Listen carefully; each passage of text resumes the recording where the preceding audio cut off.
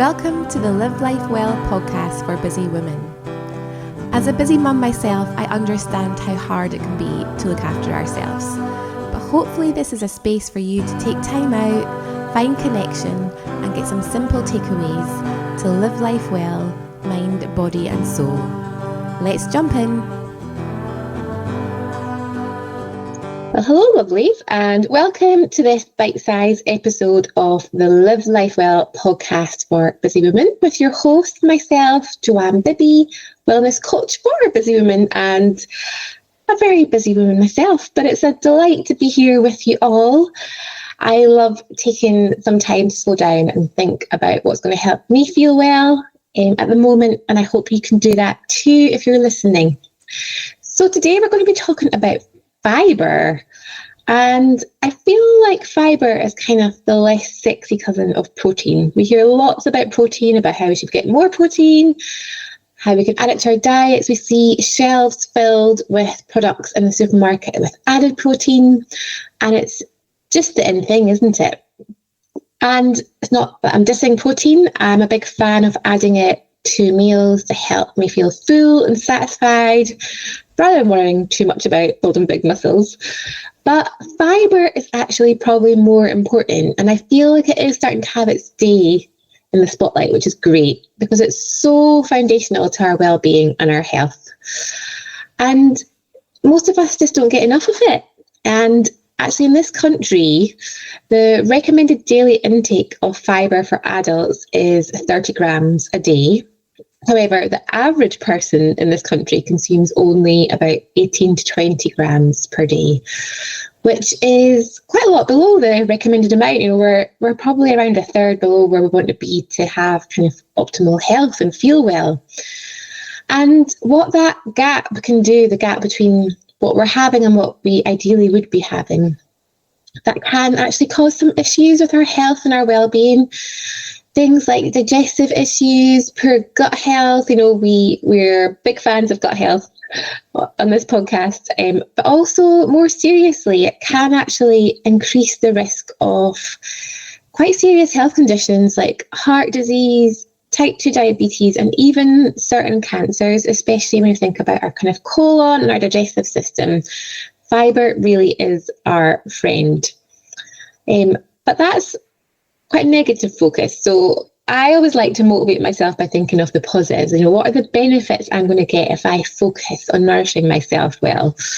And getting enough fibre is important for loads of reasons. I'm going to whiz through a list of some of the reasons now, but really it's essential for all aspects of our well-being, particularly our gut health and digestion, and also preventing some of those nasty diseases that I mentioned. And supporting our gut health is probably the biggest thing. As you probably know, you'll have heard a lot of gut health in the media and social media. You'll probably been bombarded by stuff about gut health, but really gut health is linked to every part of our well-being. We can't get away from it. If we've got healthy gut health, then we're probably going to have healthy digestion and feel more energized and focused, have healthier skin, have a better immune system, more balanced hormones, better moods, all the gorgeous things that having a good gut health gives us. And our guts love fibre. Basically, fibre is what feeds our good bacteria. Our good bacteria absolutely loves nothing more than like a big leafy salad. Dark greens, vegetables they're just so happy when we feed them that. So we know we all have good and bad bacteria. That's not an issue. It's not about getting rid of the bad. It's more about having a balance between the good and bad. So if we can feed those good guys, we're going to have a really good balance and feel much better overall. But also thinking about our digestion, when we're getting enough fibre from a lovely variety of plants, then it's going to help avoid us getting blocked up and constipated.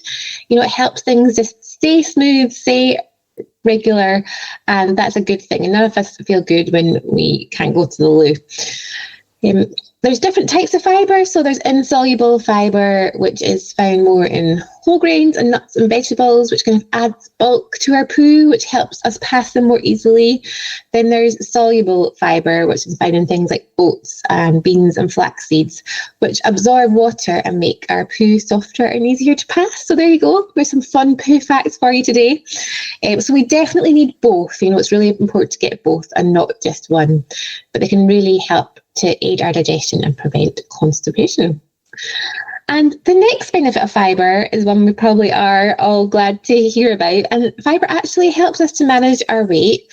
If we are eating meals that are high in fibre, they will keep us full for longer. If you think about eating foods that's really processed and refined, which sort of just takes all the goodness out of your food and makes it super easy to eat and digest, but gives you that kind of sugar spike, we're kind of aiming for the opposite of that. If we're eating real plant-based food that kind of resembles its original form, it's going to have more fibre in it, which is fibre, and it's going to keep us fuller for longer, which then is going to reduce us needing to overeat and craving the wrong things, which is all good. It just helps, isn't it? I'm big on setting ourselves up for success. If we're trying to eat better, even if we are trying to lose weight, getting these things right rather than depriving ourselves or counting calories just makes it so much easier and gives us a better focus, a more positive focus, which isn't about restriction and counting. It's about nourishing ourselves with the right things. And I find that way easier and more fun. And like I kind of alluded to, having lots of fibre in our diets does slow down our digestion, which prevents those nasty blood sugar spikes and crashes that just keep us stuck in that hunger cycle of being starving, eating the wrong thing, then 10 minutes later we're hungry again, craving more of the same. And so therefore fibre does help to regulate our blood sugar levels, which is great. It's a big focus of the work I do with my clients is having a diet that does balance our blood sugar, because again, it stops us crashing and wanting those snacks. So fibre actually slows down the absorption of sugar into our bloodstream and prevents spikes in our blood sugar, which is great for people who do have diabetes or insulin resistance. But if we don't have that, we don't want to end up creating those problems in our lives by burning out our insulin system. So we want to manage that as well as we can before we get to that stage. Fibre can also reduce the risk of certain diseases like heart disease, like diabetes, like I mentioned, stroke and cancer. And fibre is amazing. It kind of acts like a little magnet, and as it's passing through our bodies, it can sort of grab on to toxins and waste from our digestive system and then sort of like cleans them out and helps us stay detoxified and healthy. And because fibre is so great for our gut health, it does also help us to support a healthy immune system, which is great, especially this time of year when there are so many bugs and colds and flus going around. I don't know about you, but I feel like my children have hardly been in school this month through January. I've managed to avoid it, thankfully, but we want to have good immune systems. So we all do have busy lives and we don't want to get sick if we can help it. So if we can boost our immune systems, then that's an absolute bonus. And because a lot of our immune system is formed in our gut health, then eating enough fibre is going to support our immune systems and stop us getting poorly. But some fibre-rich foods, this is a really fun fact if you're a bit geeky like me, things like oats and barley contain something called beta-glucans, which actually help to activate our immune cells, which is just incredible, isn't it? I just love how food really is a medicine. And when we eat the right things, it keeps us well and healthy, which is what we all want.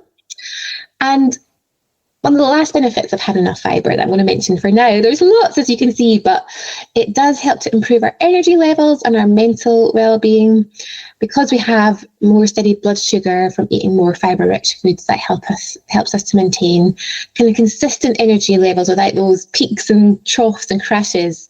But when we have happy, healthy guts, we also have better mental well-being. A lot of our feel-good chemicals like serotonin are formed in the gut and travel up to our brain through the gut-brain axis, which helps our mood stay positive, which is just amazing. So like you can hear, if I've not convinced you already, hopefully, having enough fibre in our diets can help us stay healthy and feel great. When I hear people saying they're getting their hot girl summer bodies ready, I'm like, no, I want a hot granny body. That's what I want. I want to stay happy and healthy into my 80s and 90s and be running around after my grandchildren. And I think getting enough fibre is a really simple, affordable, easy, clear way to really boost our well-being that we can all, try and give a go. So this month, I'm actually going to be running a fun February Fibre challenge, and you're so welcome to join in. So I do coaching one-to-one, and I have a group coaching program called the Food Freedom Forever program. I've got an amazing community of women in there. So we're going to be doing that this month, that we're kind of opening it up to you and to my wider community. So if you'd like to join us, let me know. Just reply to this podcast episode. You can comment and I'll pick up your message, or you can message me at jo_livelifewell on Instagram. Love to hear from you, love to chat. And if you do that, I will send you the tools we are using and a recording of a call we're going to be doing at the start of this week to get us started. But you can join in any time. You can do this absolutely any time. I thought it's a nice time of year to do it, because it's not like a complete reset. It's not like a cleanse or a detox or a gut reset. This is a really simple thing we can all do. It doesn't mean we have to cut out anything from our diets. It's more about adding in more of that gorgeous plant-based goodness. So there's 3 things we're going to do for the Fibre Challenge this month to keep it really clear and simple. The first thing is, obviously, we're going to try and eat more fibre-rich foods, like duh, obviously. So I'm going to read you out the list that I've been researching of the top 10 fibre-rich foods. And you might be surprised. I thought it'd all be veggies, to be honest, because in my head, veggies are full of fibre, our guts love veggies, but actually there's a real mix of different plants in there. So see if you knew any of these. So the top 10, from the top 1 to the 10th one, are, first of all, lentils, then chickpeas, oats, chia seeds, which are just amazing. Like, there's a real powerhouse of nutrition, aren't they? Flaxseed, which also are full of omega-3s, lots of healthy fats in there. Also bran from wheat, oat, or rice, obviously like wholemeal options of those. Then raspberries, which I was quite surprised at, artichokes, avocados. Again, I'd have thought them more like for their healthy fats, but apparently full of fibre. And lastly, sweet potatoes with the skin on. So there's some ideas, and maybe you're thinking, oh, okay, I like some of them. I think I could introduce more of them into my regular diet. And that's part of the challenge, I think, is to have some things that you might not normally have, or have more of a variety. Which leads me on to the second part of the challenge, which is to eat 30 plants per week. And you might be thinking, whoa, 30 plants is loads. How am I going to manage that? But actually, it's way more simple than you think, because those plants can include, obviously, fruit and vegetables, but also your whole grains. So your brown rice, your quinoa, oats, and also pulses, so chickpeas, lentils, beans, things like that. So even your baked beans totally count as one of your 30. But then to make it even easier, you can also include things like spices and herbs. Obviously, if you're going to have fresh herbs, they're going to have more fibre. But for the sake of the challenge, you can absolutely include things like spices and herbs, as long as it's in its whole original form. It's not got added ingredients, processed things like that. So that's the second part of our challenge. So firstly, to eat more fibre-rich foods. Secondly, to get a variety of those every week. So eating 30 different plants. And what I'll do is I'll pop a link to my 30 plant tracker in the notes of this show. And that's just a really fun thing to do with your family, is to see if you can write and tick off 30 different plants and try and get ones that are different colours of the rainbow, to make sure you are getting that variety. And if you're doing this challenge, I'd love you to sort of push yourself to try things that you wouldn't normally have. So maybe if you go to the supermarket, pick up a few vegetables that you've not had for a while, try some new fruit with your kids. It's really fun. And it just makes life a bit more interesting when we have variety. And variety is the spice of life, isn't it? So we can get really bored and stuck in a rut with our meals, can't we? I know, as a mum of 2, it's so hard just to think, what am I going to cook for dinner tonight? Introducing our children to different vegetables and fruit can just be really fun and open up their taste buds and open them up to try new things. Maybe try some new recipes. A little challenge I like to give myself is to go to the supermarket like Aldi or Asda, and they often have at the end of the fruit and veg aisle like 5 or 6 different things that are on special offer that week. So just grab them and then get home and ask Google what you can make with them. What can go wrong? And finally, the third part of our challenge is to, when possible, fill half of your plate with vegetables at lunch and dinner when you can. I'm not saying you have to do this every day and every meal, because I know life is busy and that can feel a bit overwhelming, but it's a kind of really good guide to filling your plate with the right things, is to start with half a plate of veg. So So, definitely have your complex carbs on there, have your protein and have your healthy fats. But then to help us get them in the right ratio, it's a great guide to like pile on the veggies first. And that doesn't have to be salad. I know at this time of year, we don't always feel like cold food when it's cold outside, but be creative, cook up a batch of roast vegetables at the start of the week, keep them in the fridge, set them in the microwave, add them to like a Buddha bowl with some brown rice, some hummus, a bit of salad, some beetroot, some olives, things like that. Soups would also totally count. We can pack a really easy, cheap pan of soup full of veg and just blitz it. And yeah, just have fun with it. Vegetable chilies, curries, all these sorts of things. Just push yourself to try a bit more variety. And a few additional habits that might just help you ease into this challenge are to remember just to try and increase your fibre gradually. We can get a little bit windy when our guts aren't used to so many plants entering our system. Also really good if you are having more fibre is to try and have a walk after a meal. If you do find yourself getting a bit bloated, it's not so there's anything bad going on at all. Actually, it can be quite a healthy sign if you're a little bit bloated after a meal. It does include lots of plants. It just means your body is digesting all that gorgeous nutrition. But yeah, walk can be really helpful, and also drinking enough water to help that insoluble fibre pass through and get out the other side without any problems. And the reason, just to come back to the reason that we're doing all this, is to give our well-being a boost. It's not to look a certain way, it's to feel a certain way. It's to feel vibrant and full of life and full of energy, and be that granny running about after our grandkids in our 80s and 90s.